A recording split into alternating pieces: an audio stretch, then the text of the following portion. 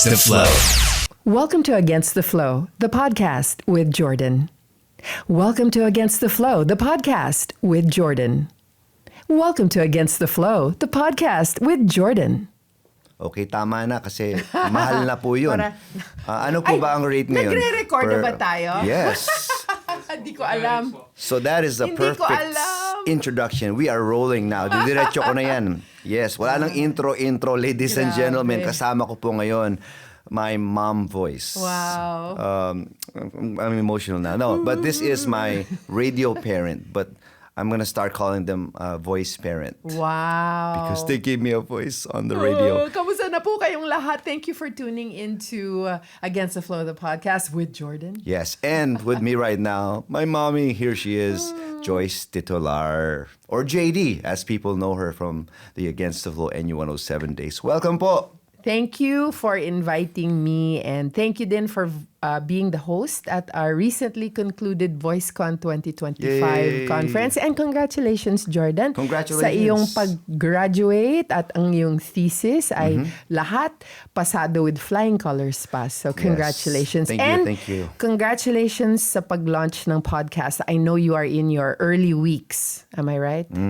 That's Yes. right. This is only pang ilan pa lang. This is only our third week in recording. Wow. Galing. And I'm just so excited right now to have you and the other guest. Hindi mo natin re-reveal dito. But, May secret guest si Jordan yes, mamaya. we have. Nandun siya. Hi. Okay. So, going back to VoiceCon, this is the first of its kind conference that's held especially for people who want to use their voice and make it improve and stuff like that. But I remember that was only a few weeks back. Oo nga. May hangover pa ako. Ako din. I'm still on VoiceCon mode. Pero hindi yata hangover, voice over. Oh, Pag VoiceCon, yun yung tawag sa hangover voice natin. over. I will never forget that day because that day, and speaking of thesis, kaya yata siyang tinawag na thesis, kailangan magtiis. And it also teases.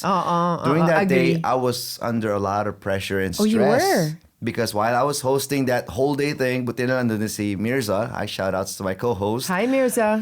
I was wondering if my paper would pass because it was the final submission and revision. And during the middle of the event, that's when I got the email na okay na. Yes! It's all clear and I'm graduating to get my master's Salamat, Lord. the following Saturday. Kasi kung bad news ang nakuha mo, ano kaya magiging hosting mo? Bad trip. Bad trip Ladies ako. and gentlemen, Yes, malungkot you're ako. here in VoiceCon. We are so excited, ladies and gentlemen, and happy to be in this event. Ganyan. And then yan, babawasan ako ng talent fee. Ganun ba yun? Kapag malungkot or walang energy. Dapat yata Sorry ganun na. It went down the wrong pipe. Oops, sorry about that. Pero ganun yata sa mga hosts dapat eh. Kapag yung energy level, it's getting good. You know, dapat ganun din yung rate. Speaking of Ganon? rate, I don't know if you noticed. Punisher ka ata. How was my energy that day, by Your the way? energy was really excellent, Okay. Jordan. Para ka talagang transformer nung Okay. araw na yon. Because if you don't know, it's been a long week kasi nga I'm battling with the revisions and Right. typing in as many words. Eh di dapat mas mataas pa nga ang TF mo sa dami ng dinaanan mo, no? Ano ba naman ang aking maisisilbi? Bigyan kita ng kape. Ano ba ang pwede kong ibalik, isukli? I mean, I would have done it for free because these are my radio parents. And I'm like, when you told me to come, I'm like, yeah, definitely. I will move anything out of the schedule. Even graduation, I will skip. Naku, wag naman. Had it been on that same day, ano kaya? We would have moved VoiceCon for you. Oh, sweet. But puyat din ako noon but Hindi halata. one thing that really helped in that event was the backstage. That's my favorite backstage area ever. I'm gonna show them some pictures. Check this out. So see, at the backstage, you see if you're a VIP ticket holder or a host. you get to avail the couches that are back there, the food, the coffee, and there's a massage. Oo nga. And I needed that so Ang sarap, bad. di ba? Habang stress na Shout-outs stress ka. sa mobile na spa na yon. Kasi Yun. I remember during lunch break, I said I need a massage. Kasi I needed, I was a little tense, pressured. And then I said, okay, habang nagla-lunch break, I got a massage for the first time in an event. I got a massage during It's a great idea, di ba? It is. So we really enjoyed the thoughtfulness of the team kasi it's not just me and Ron na nag-organize ng VoiceCon. May teams kami, nag-partner, 3 groups kami. Kami ni Ron and 2 other groups got together. So yung isa doon, sabi, but ano na lang, let's get this sponsor. Willing naman sila to do the massage. It's a sponsor. It's a sponsor. No, but I love it kasi hindi lang massage. They told me, you can come back. What else do you have? Foot They have massage. Foot massage. So Head massage. yeah, they had a bunch of massages and pedicure, manicure. Aba. And the best thing about it, it was right behind next to the stage. Yes. And while I'm getting my foot spa, I'm listening and learning from the speaker. speaker. Yes. So That's the best way to learn habang relax na relax ka. No? may I suggest VoiceCon in the future? Maybe everybody, if they get the super VIP, can have a, while listening. Oo nga. No, but that was awesome. And Thank you so much, Jordan. I just needed that so bad. And I think kung wala yung mga pamparelax sa akin sa likod, maybe I wouldn't have had so much energy getting on stage. Well, funny that you talk about relaxation. The voice, the human voice, is at its best when you are relaxed. I feel relaxed right now Yun. just Kaya, listening to her voice. Maganda na meron kang spa sa likod kasi kapag tensola ka na or stressola ka na, like I was quite stressed because syempre kami yung organizer. Were you guys able to? No, I was not able to. I really was not able to. But I was not thinking about myself anymore. Syempre, ang importante sa amin, yung mga attendees, saka yung mga speakers. Okay. Diba? Na everyone is comfortable. Tas kami, yun, nakabantay lang ako. Whatever I could manage, I would manage. So it was more important for me to have my guest speakers relaxed and my attendees, the VIP attendees, relaxed. So they have that area in the back to relax. Kasi ako naman, I'm trained. I'm a voiceover who's trained. So kahit nandyan na yung stress ng buong mundo, and I have worked where when I turn off the mic, umiiyak ako. Then when I turn on the mic, hello everybody, thank you for and then I turn off the mic, cry, and then turn on the mic, and I'm working. So I've had days like that as a radio announcer. It felt like radio days. Oo, na may mga araw talagang things are bad. So I'm trained to sound happy. So I wasn't thinking about myself, even if I was very like, kulang sa tulog, stress. Ang top of my mind is, of course, as I said, attendees, speakers, and then of course I'm also one of the speakers. So yung PowerPoint namin, yung Prezi namin, Yes. yung lahat ng kailangan, it's all in my head. So isipin mo lahat yon. No time for massage. Okay, so a good lesson I'm trying to think right now behind this is a relaxed body produces a relaxed voice, or a relaxed body. Not to ang relaxation kasi, ang relax, it's a spectrum. You can be so relaxed you're asleep. You can be relaxed but alert. So you want to be here, relaxed but alert, not all the way down where you're sleepy. Kaya na yung boses mo. yung bedroom voice ka na. yung bagong gising na voice, hindi rin masyado maganda yun. Oo, hindi naman. So maganda yung nandito ka sa relax, Tamang but relax alert. lang. Kapag nandun ka sa tinatawag namin na sweet spot ni Ron, my husband, that's when you really can produce the best voice. But most people, when they are using their voice in front of people, the fear factor comes in. If they're using their voice and there's no people, or let's say barkada lang nila ang kasama nila, then nandun sila sa sweet spot. They're relaxed but alert. But when they have to speak in class, or if they have to speak, like mag-host sila, nandito sila beyond na the relaxed. They're in the nervous and tense area. So how do you bring yourself from that nervous and tense area place and then go down to the relaxed but alert state? So yan yung isa sa mga challenge ng mga baguhan na host or kahit hindi baguhan. It takes years to master control over or learn how to manage the fear or the nervousness and turn that energy into yung alerto ka. Yes. Pero relax pa rin. I've been to so many events lately na I just came from, like, my hardest this year, VoiceCon is like not even hard. Talaga? I'm so glad to hear that. Because yes, ang daming amenities, free-flowing coffee, food, massage.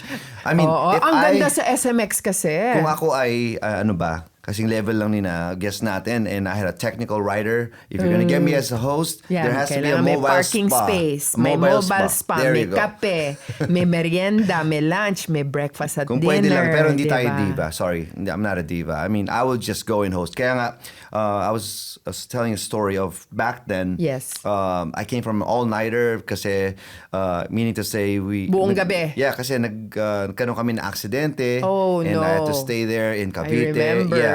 And then, can you imagine, pag uwi ko, 7 a.m., I just had time to take a shower and then hop on a Grab because sira yung sasakyan and take a little power nap along going to Manila. And then whole day hosting. Grabe yun. Buti lang may co-host. It helps when I have a co-host din pala. naman. But then I remember, like, my fear is when I get on stage, baka sabihin wala akong energy because yung pinanggalingan ko. So I'm trying to project myself as, happy or Energetic. strong. But yes. if you watch me, the moment I go off the stage, it's like I have a switch. I turn off a little bit of the energy and so I can conserve it. Yes. I go to a room, I try to Yan yung tama. I just try to manage it as much as I can. Conservation of energy. Kasi magkakaroon ka talaga ng mga araw sa buhay mo na they're just not perfect. Everything goes wrong, but you still have to deliver your message. Yes. Or host an event or speak about something, make a report. So, you need to train yourself talaga to manage your energy. Yes, ang daming ima-manage actually. And that's why VoiceCon is such a good event kasi not many conferences cover the science behind that. It's not just about talking. I mean, even hosting, anybody can host, but are you going to make it good? That's the question. Oo.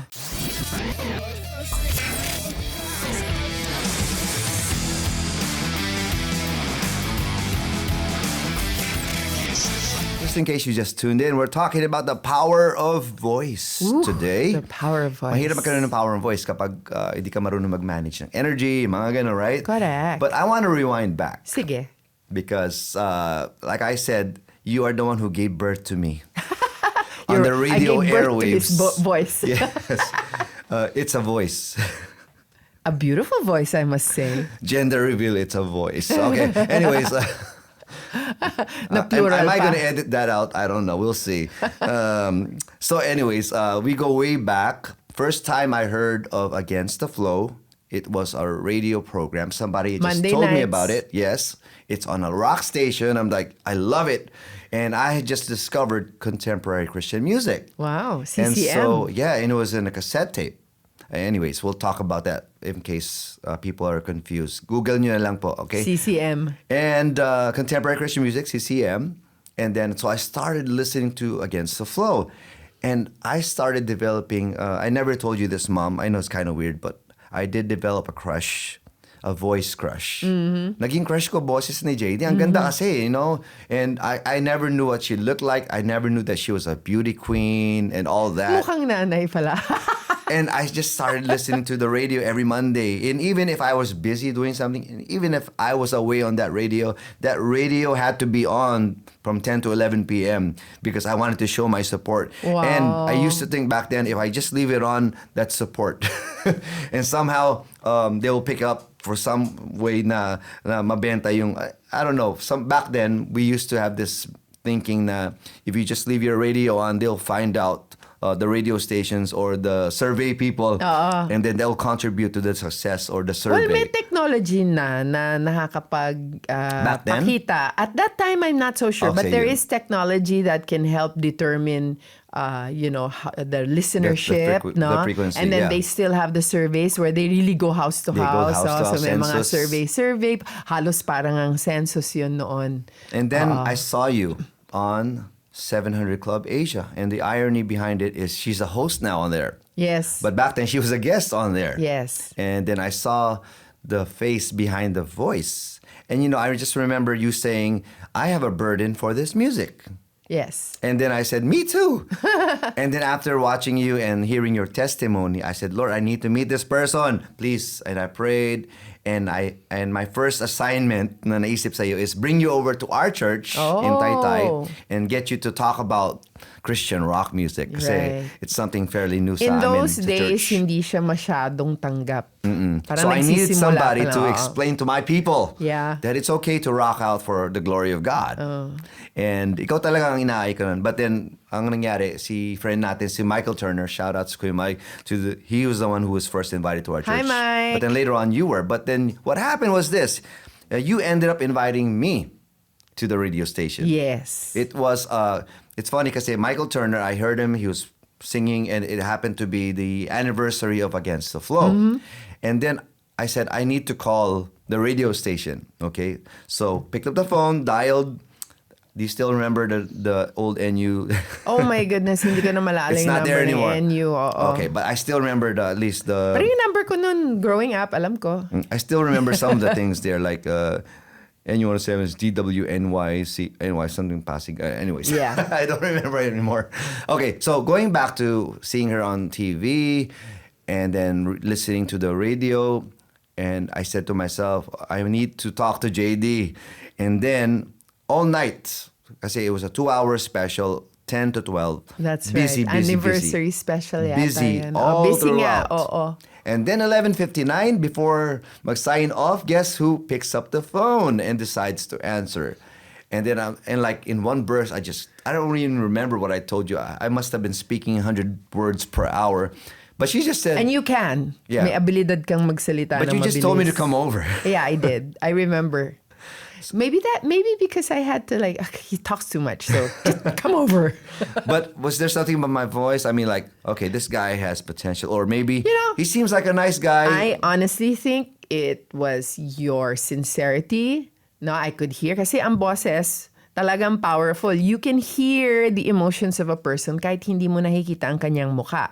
And I knew that you were sincere and you were so excited. And I guess it's the Holy Spirit moving. Wow. Diba? I mean... So I'm just and glad. so put those together, the Holy Spirit there. And then lumabas na lang sa bibig ko, oh, just come visit. Yeah, so I'm Would be glad nice that to meet I didn't you. come out as a creep or... Mamaya, stalker yan eh. Mali mo ba? But you've had your share of that, I'm sure. And so I guess by this time, you know the difference. Masisense mo ang vibe ng stalker. Iba. Iba ang vibe ng stalker. And then I just remember going to Pasig, and then I said, I'm going to drop by the mall. Do you want something? And you ordered a taro drink. And I said, what's that? Okay. Now I like taro. Do you still drink that? No, hindi give it na up? ako nagsisweet drinks. Okay, yun nga. No But more those sweet times, drinks. Water na lang. Naabutan ko na. Water. This portion is brought to you by water.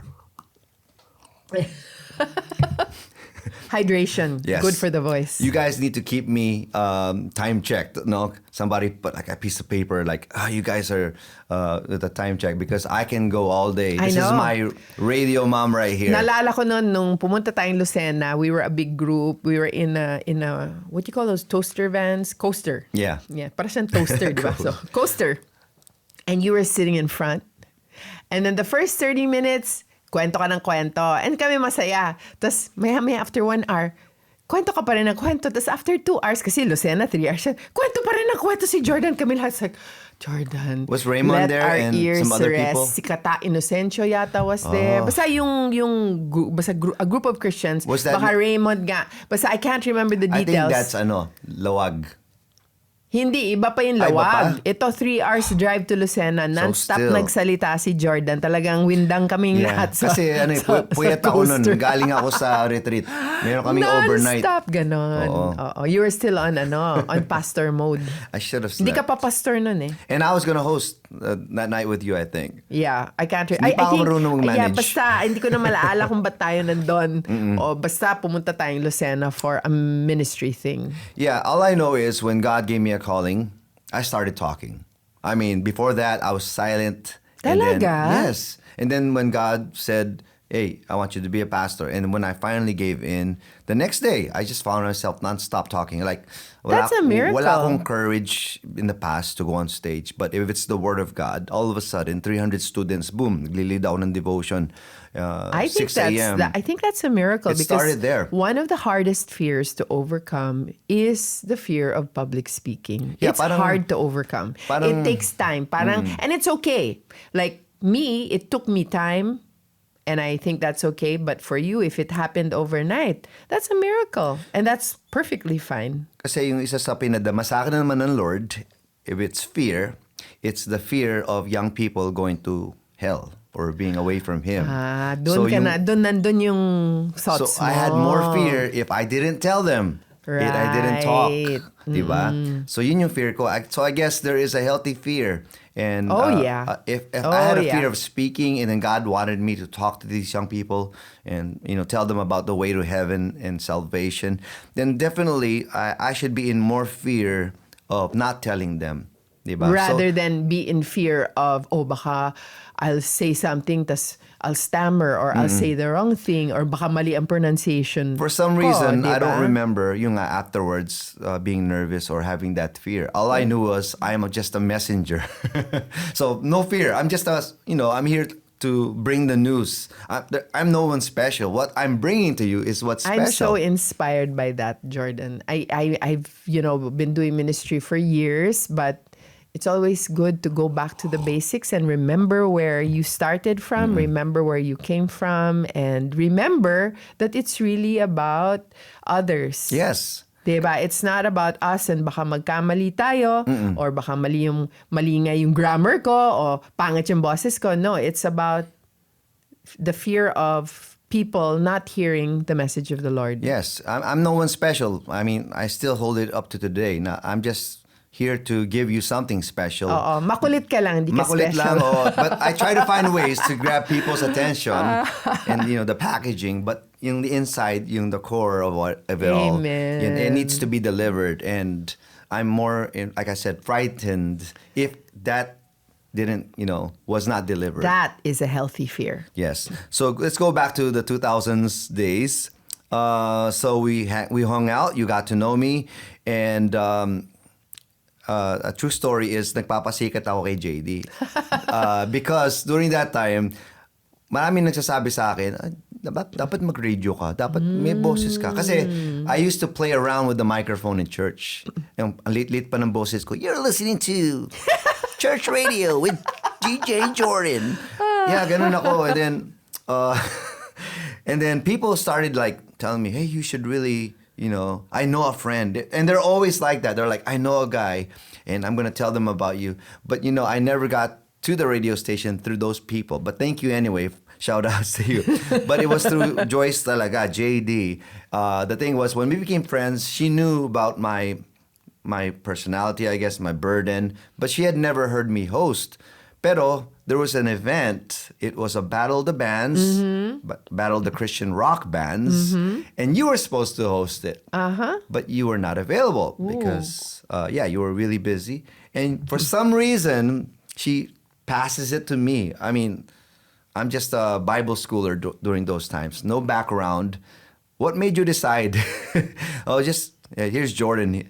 I've never done a mall show. I've never really done hosting outside the church. Yes. But that was my launching pad. I think you already had the basics. Kasi lahat naman tayo may bosses, di ba? We all have a voice. It's a matter of unlocking the block, di ba? You just find it there, you remove the blockage, and then lalabas na talaga yung bosses. And I could see that makulit ka, which is really good.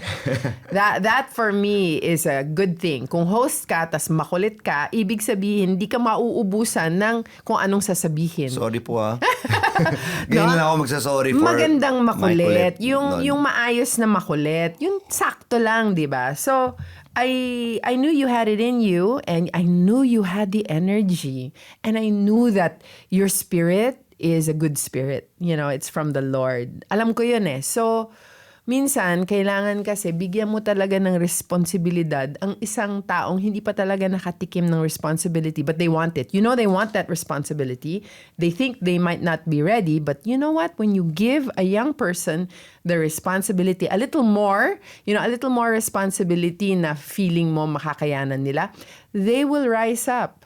They will depend on the Lord so that they can rise up. And I felt that would happen to you. Na, you're new. Yeah, you're still learning all of these things. Pero the best way to learn is OJT, di ba? On the job training. So Tinapon na ako, hinagis na lang ako ni Yan, fly. JD to the Lions Den. Found myself on a bus going to Manila, the mall there. And I get to the event and I just start, hosting, doing my thing, what I did in church. And I did not know that thing was being recorded. Iba nun, no? Basta binire-record ka na walang So when that thing got recorded, I think the following week or sometime later. Nakita mo? No, it was given to you at the radio station. Yeah. Oo. And I will never forget when she first heard me on the radio. It was through that CD that was recording of that event. Just introducing the band who is about to perform. And then you said, pwede pala mag-host si Jordan. Kunin ko nga siya next week. And then that was it. That was it. And then next week, just like when I went to that event, I had no clue what I'm going to do. My only lines or spills were, yeah. Oh, hindi. May script ako. Ako Cool. palaging may script. Ako yung taga-react. Yeah, cool.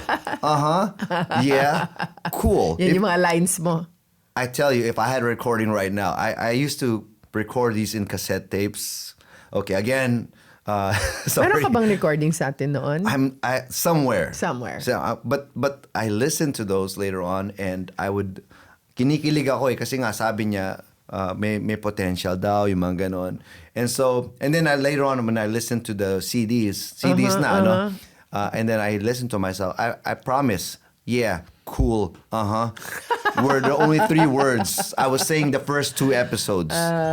But going back again, nagpapasikat ako sa iyo, hindi mo alam. Ang spoiled ko, kasi isipin nyo, ang goal ko lang naman talaga is makarating sa radio station, makilala ko yung aking mga idolo, and then take a picture with them, and then I could die a happy man. Oh. But for some reason, sometime later, when you did get me on board, I will never forget, sa Strata building pa yun, when you broke the words to me, that you and Ron were gonna move out or move on soon, and you've been praying for somebody who would take the baton. Yes. And I said, no way, because what am I gonna do? How am I gonna do that, diba?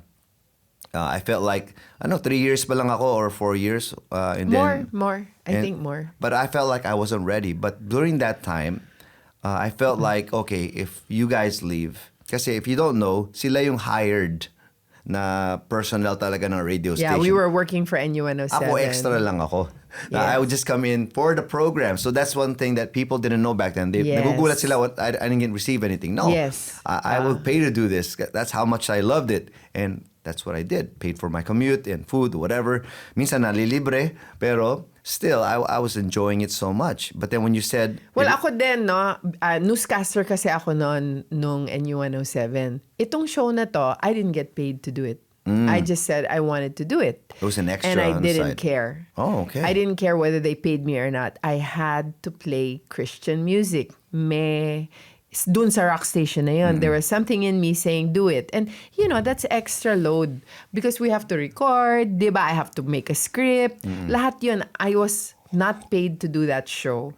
I just wanted to do it. And when I proposed to do it, si Ron pa, Ron's my husband. He's a station manager. Siyempre, pag nagbigay ako sa kanya ng proposal, he's gonna say yes. So what we do para hindi, diba, para hindi nepotism, is that if there's any request I make, it has to go to the other bosses that are above me. So sila ang magde-decide. Si Claire Miranda.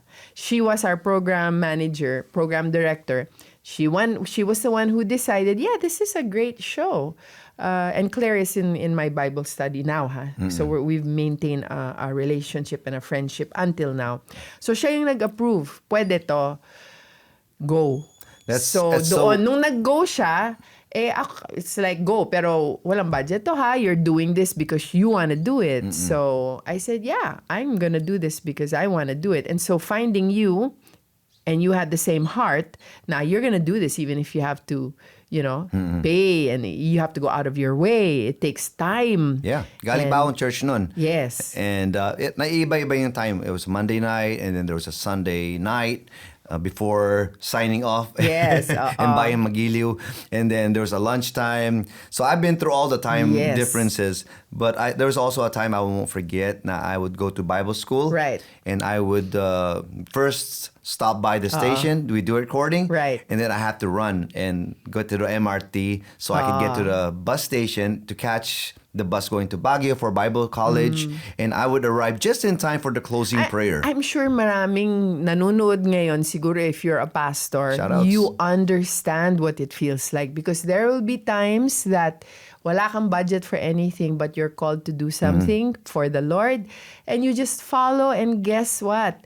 The budget arrives. Yes. Diba? Or if you need food, wala kang perang pang for food, biglang food arrives. Diba? The Lord sends your provision in many different ways.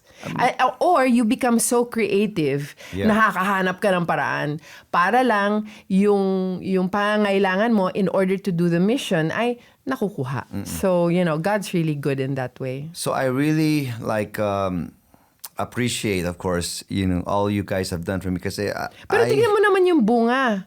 Diba? Look at the fruit of Against the Flow. Yeah. I have people that listen to ATF, Against the Flow, who message me from time to time and say, thank you so much for the show. I was so young and I was so confused and blah, blah, blah about God and this and then the music that you played, blah, blah, blah. So we made an impact on the lives of many young people. Ang ganda kasi ng concept. I mean, it's unique. Can you imagine Rock Station, Marilyn Manson, Korn, Limp Bizkit, Nirvana, all puro of galit, that, rage, and then all of a sudden Against the Flow comes on for 1 hour. It's the 1 same. hour a week. It's the same loudness, but it's a different vibe when it comes to the message. It's a different Yes. content. Then you have JD giving devotions. And it's like, it's weird sometimes, but the oddest thing about it, I think, is that you got the metalheads liking the program. Well, because I would play Christian metal.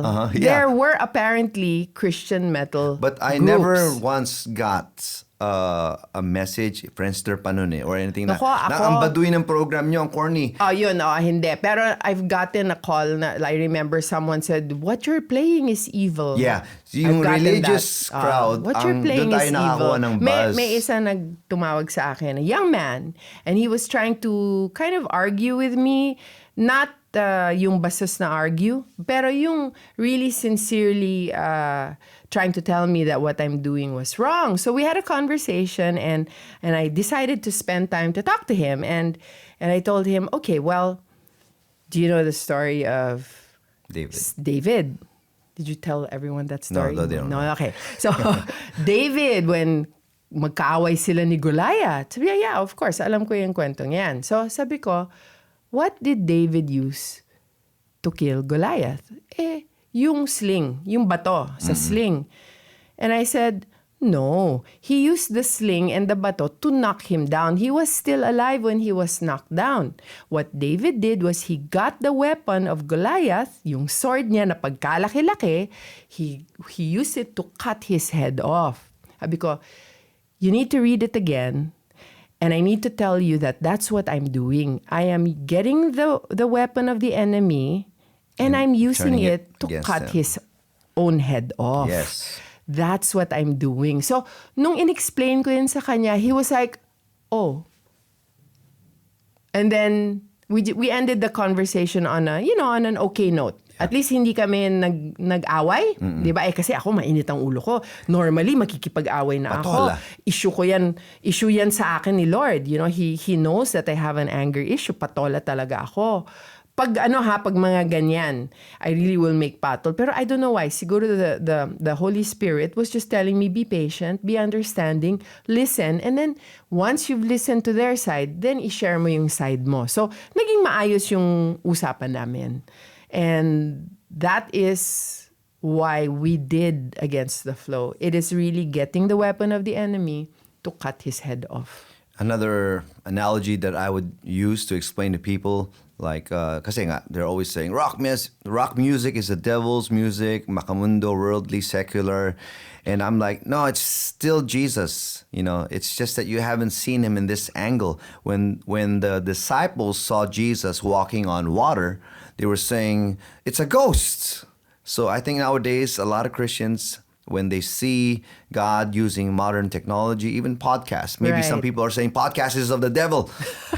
Oo nga. No, it's Baka still may the taong Lord. ganyan, oo. But you haven't seen him in this angle. In this, yung side na to na naglalakad siya sa subig. Yung Bible study group namin, we're studying Revelation, and we took the entire 2024, and we're still in Revelation 13. So this is the second year, 2025. We're still in Revelation. We've been studying Revelation, and the one thing, very funny thing that one of our Bible study attendees said is, we all want the huggable Jesus. The huggable Jesus was here for a little over 30 years. He was the huggable Jesus. When Jesus comes back, he will not be the huggable Jesus. He will be the metallic Jesus. Tawa ako ng tawa. Oo nga, metallic na siya. He's gonna be the roaring lion. He's gonna be the king with the sword. And he's just gonna end the enemy at the end of time. So, Amen. The huggable Jesus, you can find him in Matthew, Mark, Luke, and John. But the metallic Jesus, he's in Revelation. So he's a lawyer, and then he turned into a judge.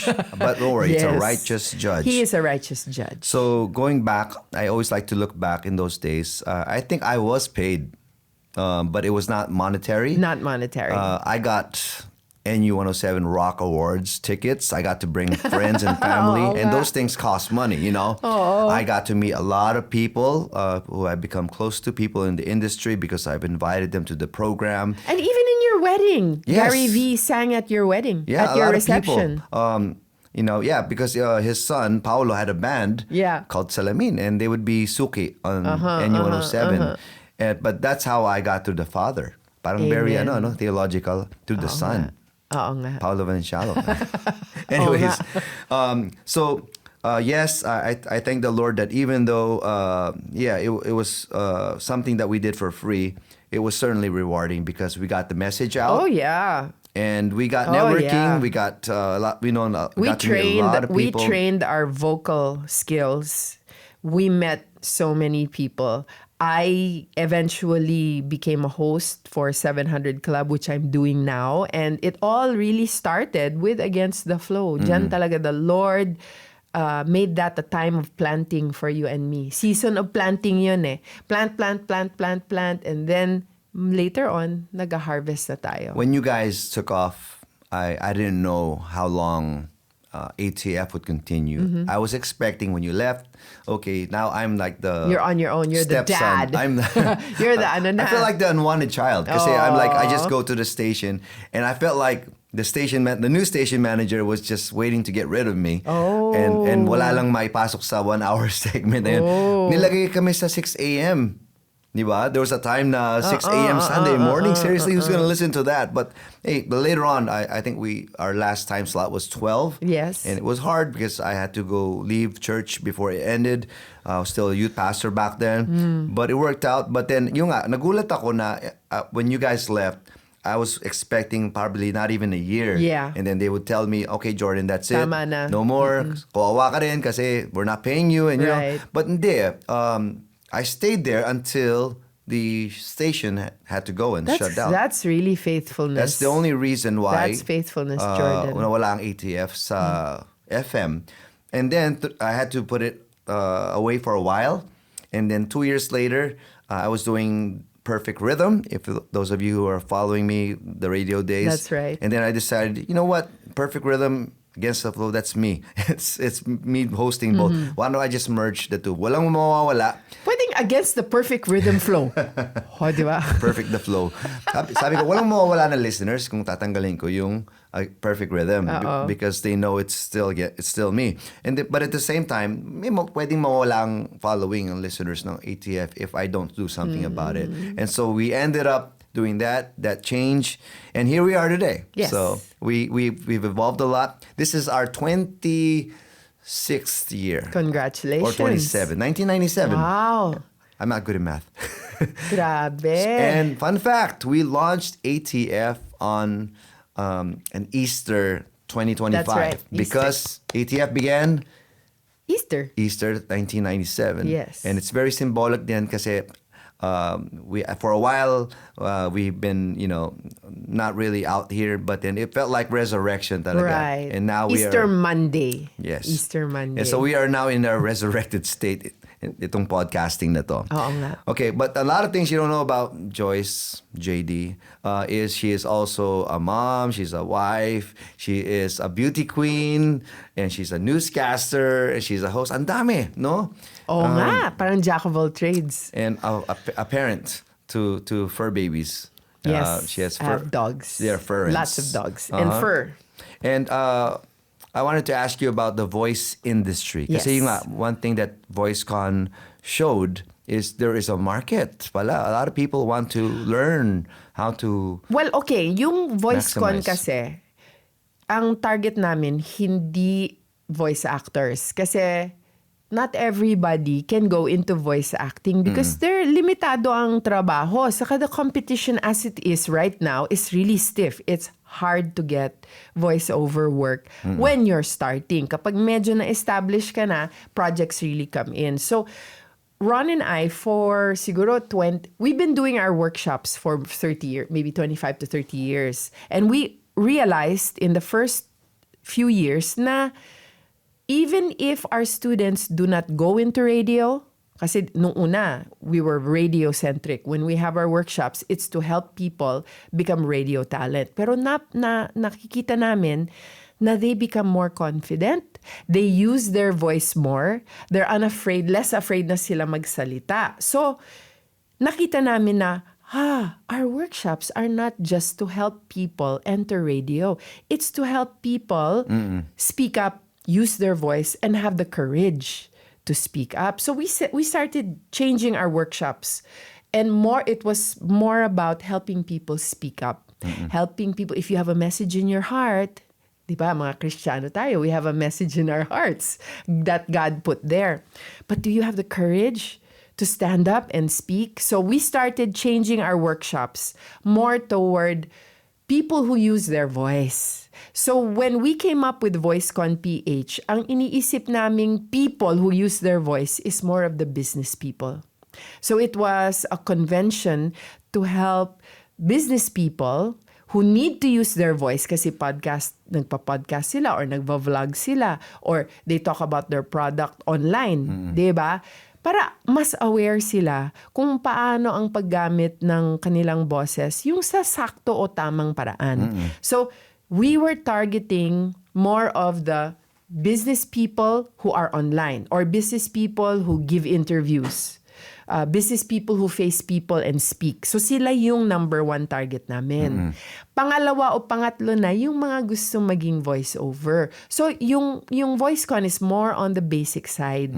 Although dahil alam kong magkakaroon talaga kami ng mga attendee na gusto talaga maging voice actor, I invited Vocalians. Hello Vocalians.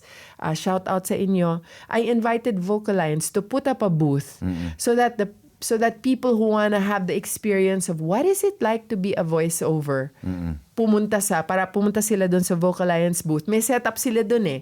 May mic, ang daming booths. May headset, and then Robbie Joseph, who is one of our best voiceovers, will direct them.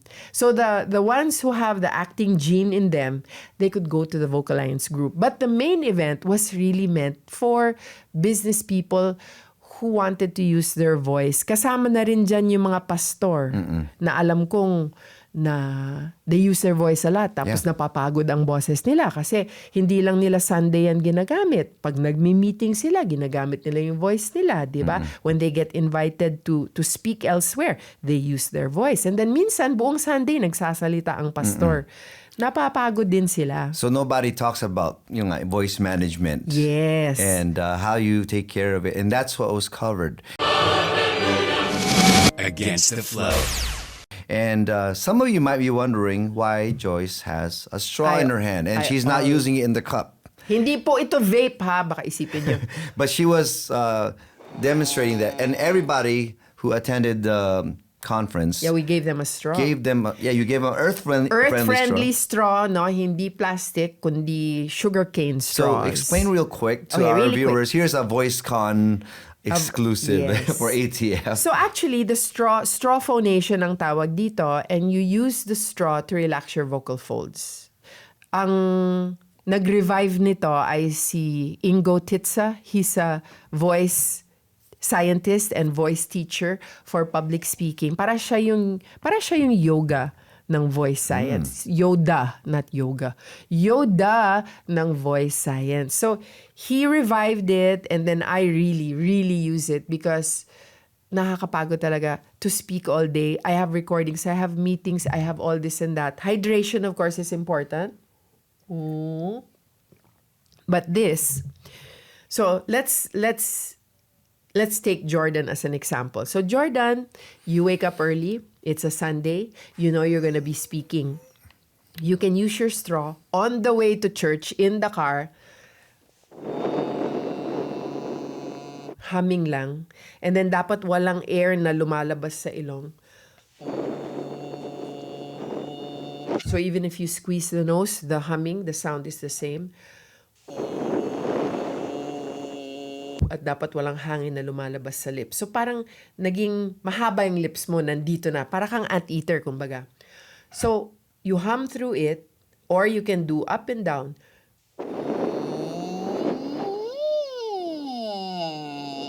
Naririnig niyo yung break sa boses ko? That means my voice is shifting register. Nag-shift. Normal lang po yun. There's no problem if you have a little break. And if you want to, you can go up and down. Dun sa kung nasan yung break mo, just hum up and down there to smoothen it out. And do that, or vroom vroom.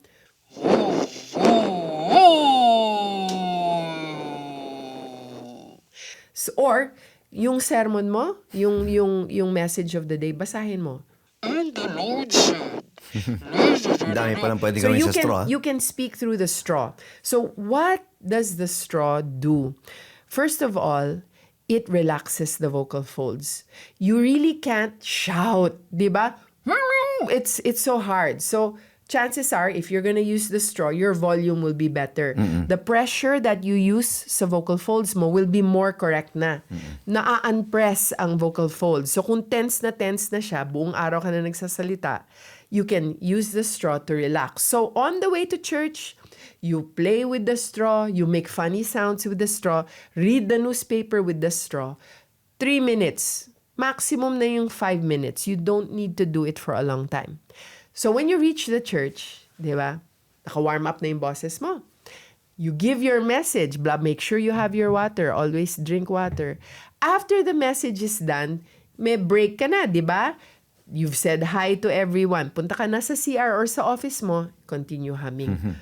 I was telling then after that, may sermon ka na naman sa hapon. So do a few minutes lang, do your teaching, and then after that, you do your straw phonation to bring your vocal folds to a more relaxed state. And ang vocal folds kasi, they look like that. They do not vibrate like that. Okay? They vibrate like that. If you look at it in slow motion camera, ganyan siya mag-vibrate. And when you're humming, it really looks like it's hula dancing. Very, very gentle. So yung humming has a therapeutic effect on the voice. So kung gasgas na talaga ang boses mo, hum.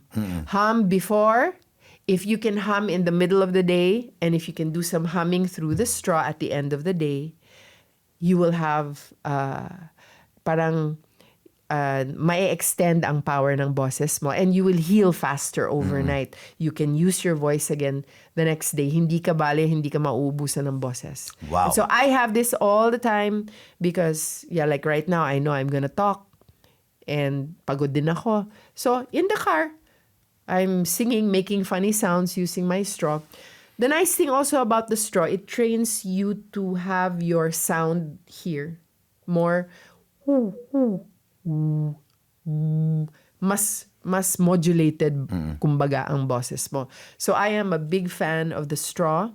If you are a pastor or if you speak a lot, incorporate this, make it part of your life. You don't need to say, okay, I have to do my straw phone. No, you just have it. Ako, I have a straw in the car. I have a straw in my bag. I have a straw in my studio. I have a lot of straws that are new so that if hindi ko mahanap yung straw ko, I just get one and then dala-dala ko na siya. So, I'm a firm believer in the straw. It has helped me have a more modulated voice and a stronger voice na kahit buong araw ko nagsasalita.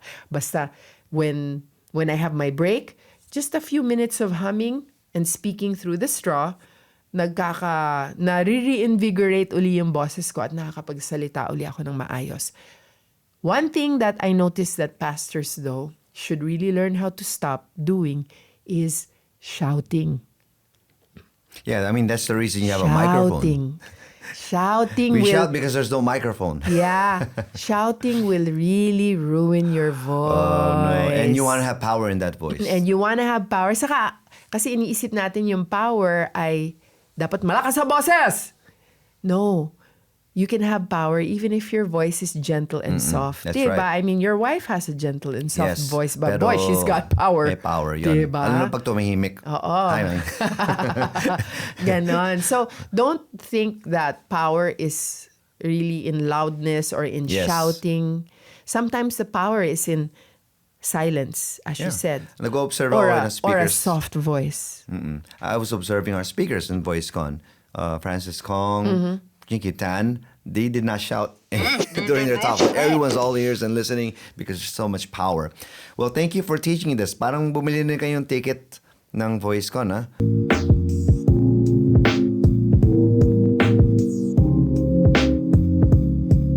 So you guys take it from one of the masters of the voices, no, here in the Philippines. Especially, she is one of the voices you will hear maybe when you're on the airplane. How long have you been doing the airplane thing now? Tagal na. When they started, ako na yung voice sila. Tas for about 5 years, they were using their own flight attendant to do their in-flight. And then nung nag-resign siya, balik na naman sila sa akin.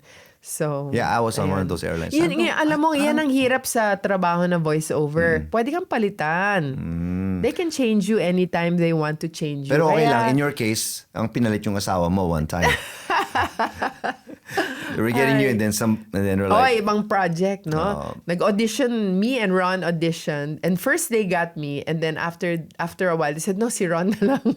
So, again, Joyce, you not just airplane, meron ding shampoo dyan, meron din sabon, I think. Yes. Basta all over. May chocolate ako. Hindi AI yun. Legit yun. Do you ever think that someday we'll get replaced? Replaced, not fully. Not fully. Because but iba pa AI rin. voice is very useful in other ways. Yun lang, hindi mo magagamit ang AI habang nag-host ka ng live event. Tama ba ako? Yes. Or kunwari, magli-lead ka ng meeting. O Ang hirap kunwari, nun. Ang mag-church ka. Magpapastor ka sa church. Alangan naman yung AI voice ang ipi-play mo. Sa no? VoiceCon, Ron was doing live and we had audio. And then it's like you had to guess which one is the live and which one is the audio. May mga tao, the katulad recording. ng husband ko nga, pag nagsalita siya, iisipin mo AI kasi talagang napaka-perfect na ng boses niya. So, I'm gonna may guest taong him ganyan. soon. Yes, you will. You must. So, Daddy You Ron, must. can you be my next guest? Of course. Well, thank you so much for joining us. I could go. There's so many cuentos, and so this is only. I should have you every 10 episodes or something. There's always a topic that we can talk about, and I want to thank you. The world of voice is so huge. This is like just a drop in the bucket. We can talk about so many things tungkol sa boses. Kasi maraming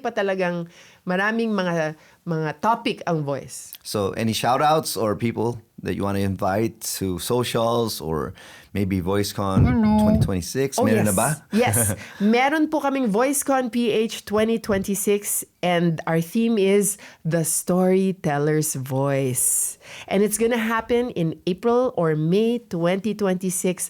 Watch out for that. It's going to be another amazing, inspirational, motivational time for you. So kung insecure ka sa boses mo, kailangan mo ng motivation to stand up and speak your heart or speak your message, please keep an eye out for VoiceCon PH 2026. Hanapin niyo po kami sa Facebook, VoiceCon PH, sa Instagram, VoiceCon PH din. And you can stay in touch with us there and we will surely be announcing all the information about VoiceCon PH 2026 in the coming months. Thank you so much. Thank you, Dan. And I hope to be there and get a Oo massage. naman. Speaker ka na. Is this deal? Okay, mark ko na sa calendar.